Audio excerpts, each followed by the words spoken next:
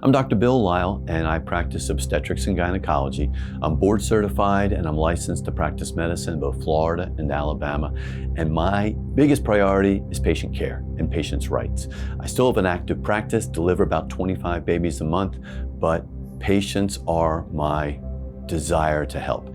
And we treat the babies in the womb as patients, and we want to defend the rights of patients. I finished my residency in 1999, and the advances have been amazing in how we treat patients in the womb. We are now doing blood transfusions to save babies' lives while they are in the womb. At my hospital, we have done that as early as 18 weeks gestation.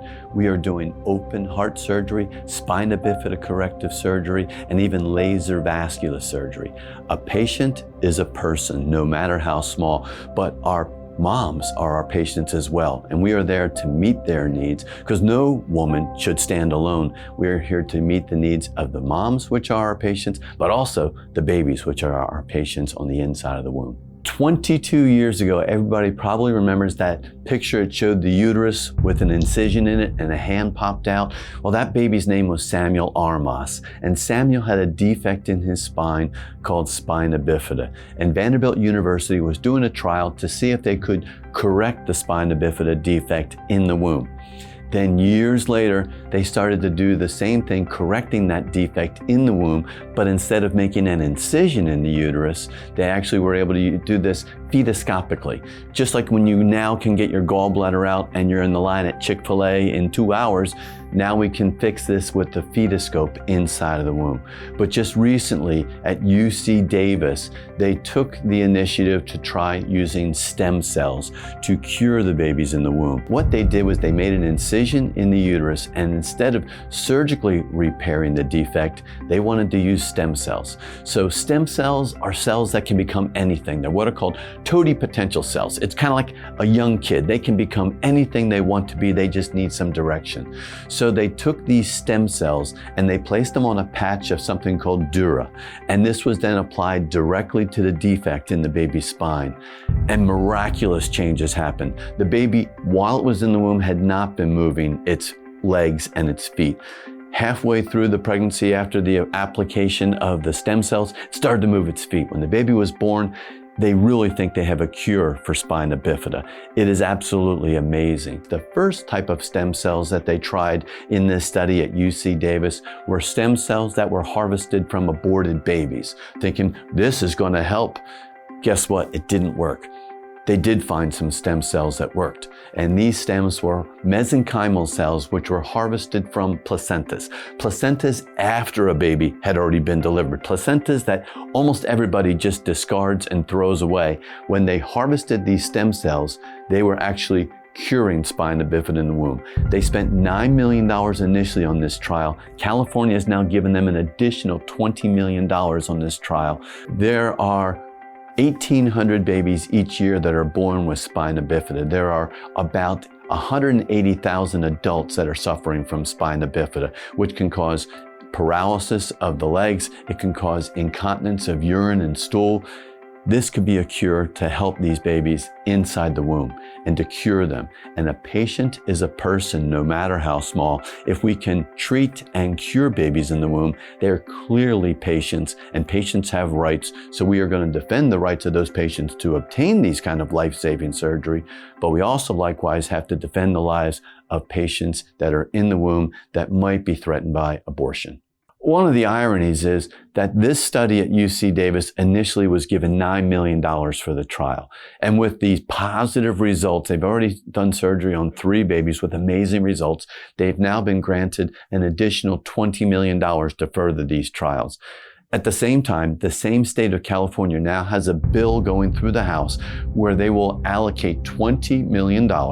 What for? To save lives? No. To fly pregnant women from pro-life states over on the mainland to California so that they can get an abortion and then be flown back. So the irony is, how can you spend $20 million to save the lives of babies in the womb, but then also spend another $20 million to take the lives of babies that are also in the womb? Which is it?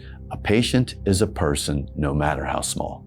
Prior to COVID, about 39% of all the abortions in the United States were performed with the abortion pill. Since that time, it's gone from 39% to 54%. And the abortion pill is very different from the morning after pill. The morning after pill is taken the morning after a woman has intercourse. The abortion pill is indicated for 70 mornings after. It is indicated for aborting a baby up to 10 weeks gestation, where the baby has a heartbeat, it is moving its arms and its legs inside of the womb.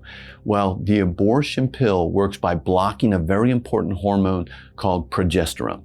And progesterone is an acronym for a progestational steroid hormone. This is the hormone in pregnancy that acts like the coach of pregnancy. It says, we're pregnant, we're going to keep this pregnancy going, we're going to relax the uterus so it can get bigger, we're going to close the cervix, we're not going to have a menstrual cycle, and we're going to divert more nutrition to support the baby. So everything that's good about a pregnancy is because of progesterone. And we use progesterone in pregnancy all the time. If a woman got pregnant and then miscarried, got pregnant and then unfortunately miscarried again, usually because of a condition called luteal phase defect, where her body isn't making enough progesterone. So what do?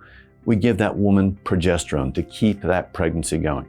So the abortion pill blocks this life-saving hormone called progesterone. It blocks the hormone, then the next day you take a medication which causes real vigorous contractions to pass the placenta, the fluid, and the dead baby there on the inside. So a doctor named George Delgado in California thought, well, if the abortion pill is blocking the hormone progesterone and a woman has regrets, and lots of women do, what if we just gave her more progesterone? The progesterone we use is bioidentical to the progesterone made by the woman. It's made from yams and soybeans, and the structure is the exact same. He tried it on that patient and said, can you help me? It worked. We have a network of over 500 doctors across the country, including myself, who, when a woman calls our hotline under abortionpillreversal.com, she'll be connected with a nurse. The nurse will get some information, connect her with a physician. We'll get a whole history and information on the mom. And then if she chooses, we will send that life-saving reversal medication. It's not this dusty pill in the back of the pharmacy, let's try. We use progesterone all the time in normal pregnancies. When we have moms that have triplets and quadruplets, and I've delivered both, we give her progesterone so she doesn't go into preterm labor. It keeps the pregnancy going. Now, Planned Parenthood will say women don't regret taking the abortion pill. They do. I have tried to reverse the effect of the abortion pill with 16 women now. We have been successful, healthy moms, healthy babies, 12 of those 16 times. 2 of those reversals, I actually got the phone call from a mom who had taken the abortion pill, and did she have regrets? Yeah, immediately. 2 of those 16 reversals were actually calls from the actual parking lot of the abortion clinic, where that early they thought, what have I done? We all have regrets. That is just part of life. That is just part of being fallible. We all have regrets. There was an interesting study that looked at the Golden Gate Bridge. We know the Golden Gate Bridge, unfortunately, is just a drawing place for people who want to commit suicide.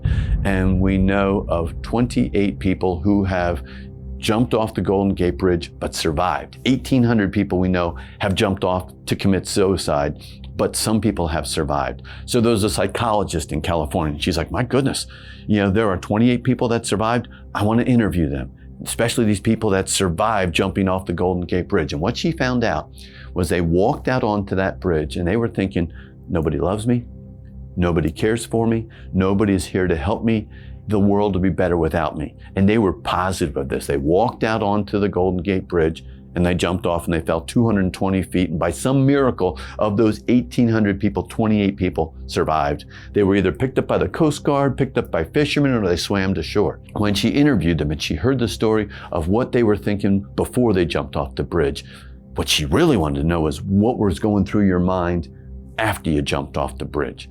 They looked up and they saw the bridge above them.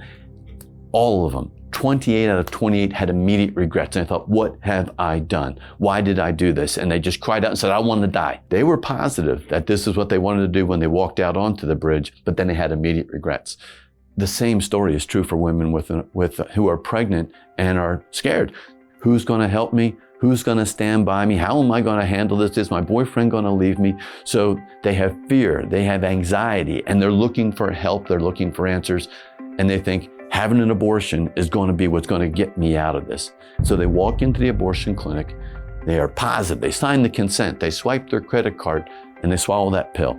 And it's amazing how many of them have immediate regrets. Just like somebody who jumped off the Golden Gate Bridge and then has immediate regrets. We serve a God of second chances and opportunities and forgiveness. And we have that opportunity. If we can initiate the reversal medication, the progesterone, within 72 hours, about 70% of the time, we can save the life of that baby. I mean, that is the story of redemption, where we are buying back the life of that baby. And the data shows that the abortion pill will kill a baby, but if the baby happens to survive because it didn't work, there's no evidence of birth defects on those babies. And we don't see any evidence of birth defects when we successfully can reverse the effect. And the medication we use all the time in normal obstetrics. I've delivered 4,000 babies.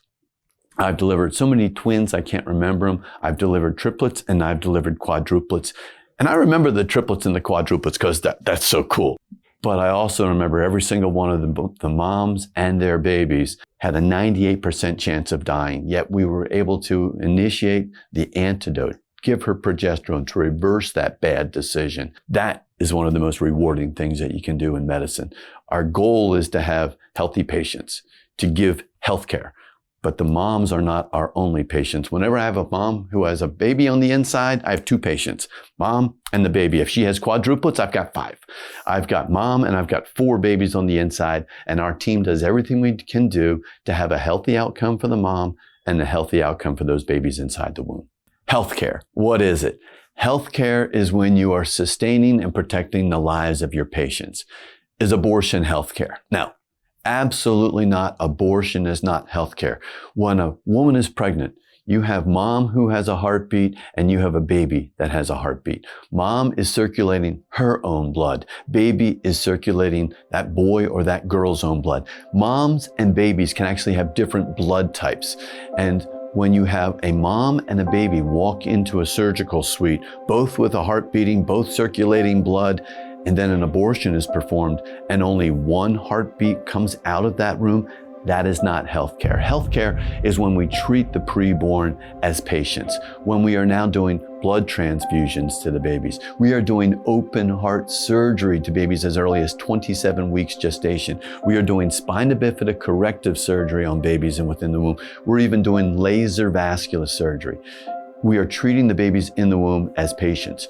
Children's Hospital in Philadelphia just announced their 2,000th fetal procedure. 2,000 babies where the moms and the babies came in and the mom was treated and the baby was treated. That is healthcare. With the most recent open heart surgery to remove a tumor, what's called a teratoma from the baby's heart at the Cleveland Clinic, they had a team of 12 doctors, nurses, anesthesiologists, and techs in the same operating room performing open heart surgery on this baby in the womb. That is healthcare. An abortion where half of your patients die and do not have a heartbeat after the procedure, that is not healthcare. A lot of times we get asked, is abortion safe? Well, safe for whom? When we have a mom who is pregnant, we have 2 patients. And so abortion is going to take the lives of half of my patients that would go into that abortion procedure room. So for the baby, it is not safe, and they are our patients. But abortion is also not safe for the mom. There's always risk. There's risk of bleeding. There's risk of infection. We had 3 major complications at an abortion clinic in Pensacola, Florida. 3 before we were able to get the state to shut down that abortion clinic. These women had uterine perforations where while this person was doing the abortions, he pushed instruments through the wall of the uterus. We had major bleeding. We had one patient that was brought to our hospital and not only had a perforation and lots of heavy bleeding, she actually had to have a hysterectomy where she will never be able to get pregnant again. We had another patient that came in and not only did they do a perforation and put the instruments through the wall of the uterus, they damaged the bowel, and that patient had to have a bowel resection. We had another patient at that same clinic that had to be transported to Mobile, Alabama, and they had to use the mass transfusion protocol, which is where somebody is hemorrhaging, somebody is dying, and they had to give her as much blood as possible to save her life. So is abortion safe? No. But abortion also has a lot of emotional issues, that emotions, psychological, a lot of issues that we have patients that are dealing with really started when they had their abortion. They know they were pregnant. They know they made a decision that took the life of that baby. We all make mistakes. I mean, look at the Apostle Paul. You look at his life before he had an amazing experience on the road to Damascus with Jesus himself, where Paul was punishing Christians. Paul was holding the cloaks of other men and giving his thumbs up when they were stoning Stephen. Paul had a past, and he's not proud of that past. But Paul also said that we need to forget about those things which lie behind and press on towards what's ahead. When a woman is really dealing with this pain, she wants healing.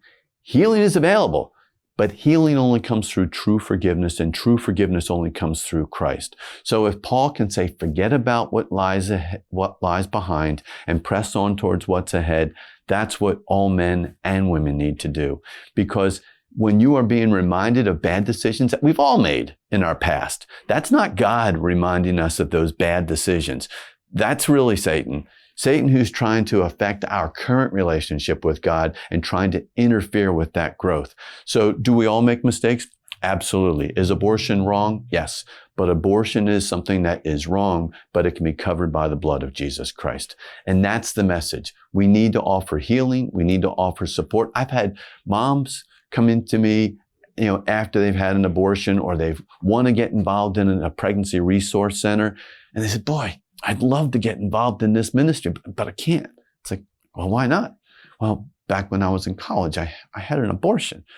That makes you uniquely qualified to counsel women who are coming in the same situation that you were in. They have the fear, they have the anxiety, and they don't know where to turn. You are uniquely qualified. God can use Paul, then God can use all of us. And it's not just a women's issue. Every pregnancy involves a man. And there are a lot of men who are out there hurting because they have suffered the pain of losing their child as well. I have had men come up to me who actually had driven their daughters to an abortion clinic because they said, Dad, I'm pregnant and I don't know where to turn.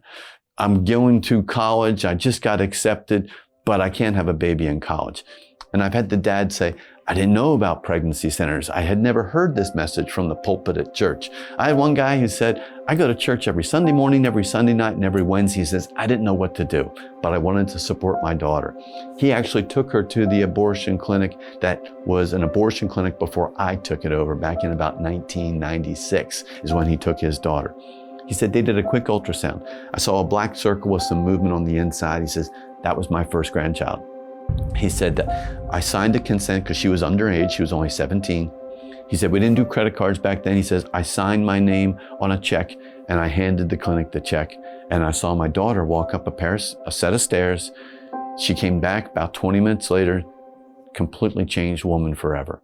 He says, I signed my name twice to abort and kill my first grandchild. He says, was that my first grandchild? He says, to this day, that was my only grandchild. He says, I don't have any other grandkids. He said, I have dealt with that guilt from, signing that check, signing that consent form, driving my daughter to the abortion clinic.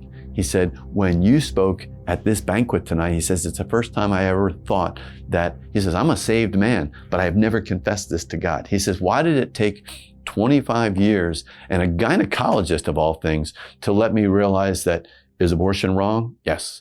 But is it a sin that can be covered by the blood of Jesus Christ? Yes. He didn't have to stand up and announce to all the other guys at this conference what he had done. But he said, for the first time, I am walking out of a building with that burden being lifted and said, was it wrong? Was it a wrong decision? Was that something a dad shouldn't do? He says, yes. But I also know that I am forgiven and I have been redeemed by the blood of Jesus Christ. My body, my choice. We hear it chanted in front of different centers. We hear it chanted in front of different courthouses. We see the signs, we hear the chants. My body, my choice. It's a lie. First of all, at the moment of conception, when one egg and one sperm come together, that one cell is different from the mom, is different from the dad, it is different from the other 8 billion people on the planet. How do we know that? Because half the time that new baby was a boy. So if a mom has 60 trillion cells, every one of them that has a nucleus has an XX chromosome, yet at just 10 weeks gestation, that baby on the inside at 10 weeks gestation is 1 billion cells. If it happens to be a little boy, it has XY chromosomes. So how can this be my body, my choice, if this is a collection of 1 billion cells that all have completely different chromosomes as far as sex chromosomes, XY versus XX, which are in the mom? But the other thing, one of the most popular tests that moms all want to get is what's called cell-free DNA. One of the brand names is a panorama test. And this is just a simple blood test that can be done on the mom. It can be performed 7 weeks after conception. What does it do? We know that it is more than 99% accurate in saying if the baby on the inside is a boy or a girl. How does it do that?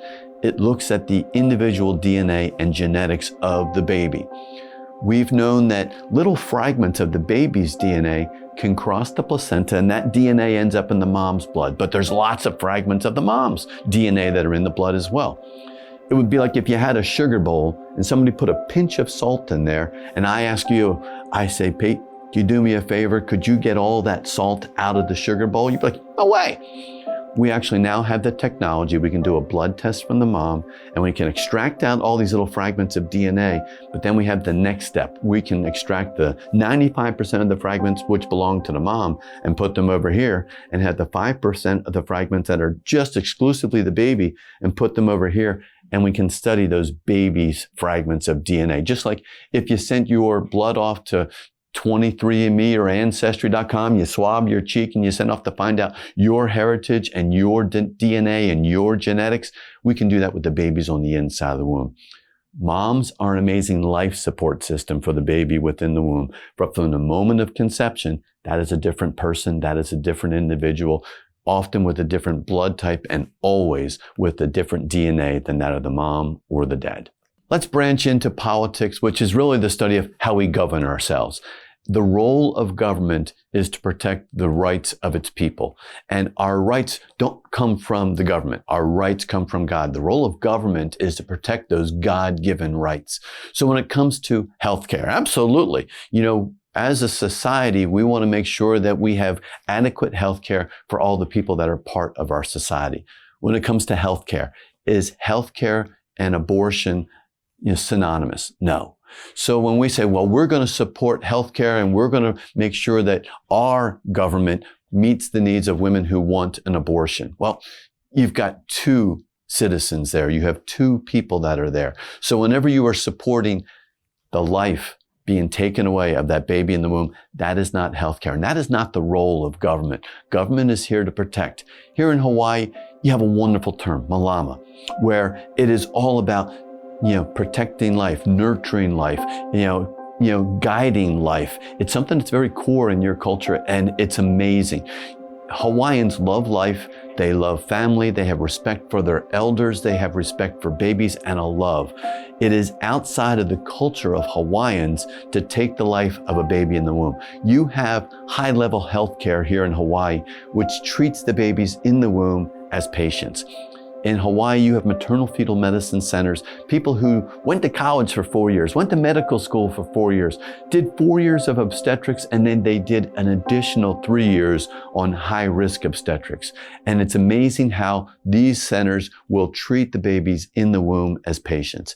And a patient is a person, no matter how small. You are doing blood transfusions to save the lives of babies in the womb.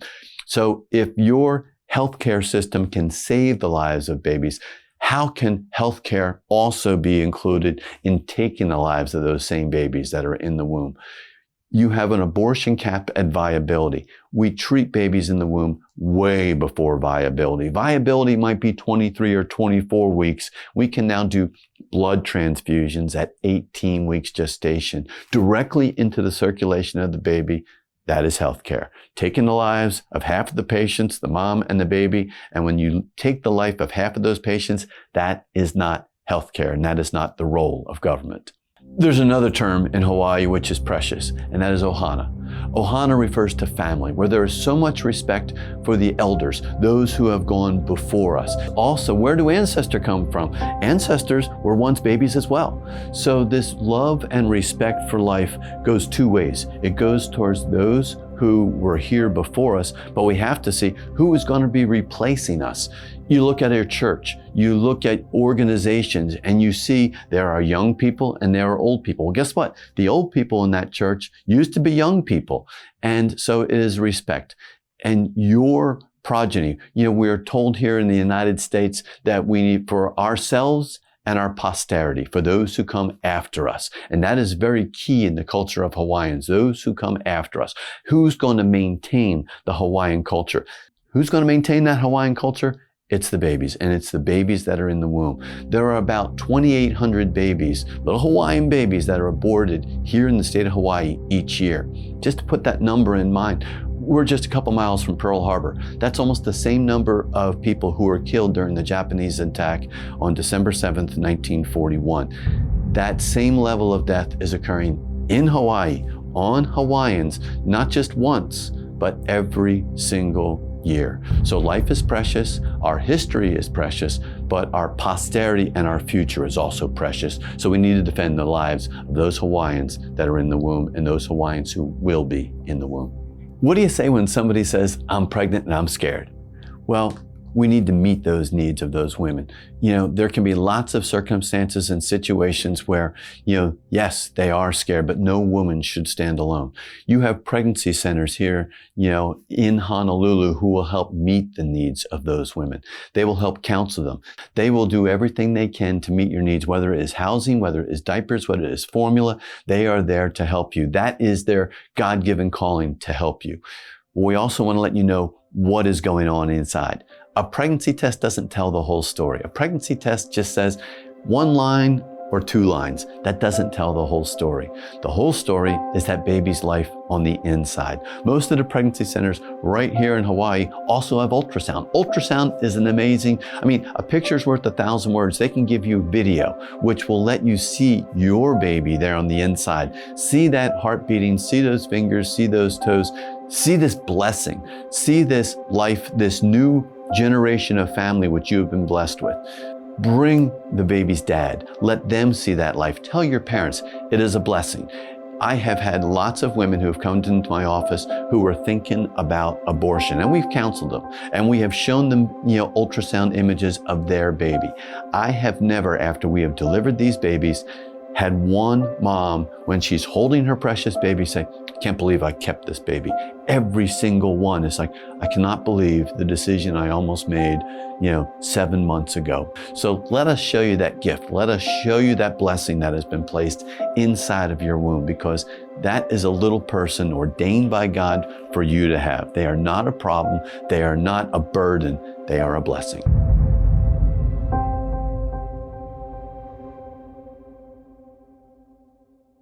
Aloha, I'm Dr. Bill Lile, and I practice obstetrics and gynecology, and I am pleased to announce that I will be becoming a regular contributor here at this station on Faith in Politics. My expertise is treating the preborn as patients, and yes, we are created in the image of God at that moment of conception, and we treat the preborn as patients, and patients have rights. So join us as we defend God's preborn here on Faith in Politics.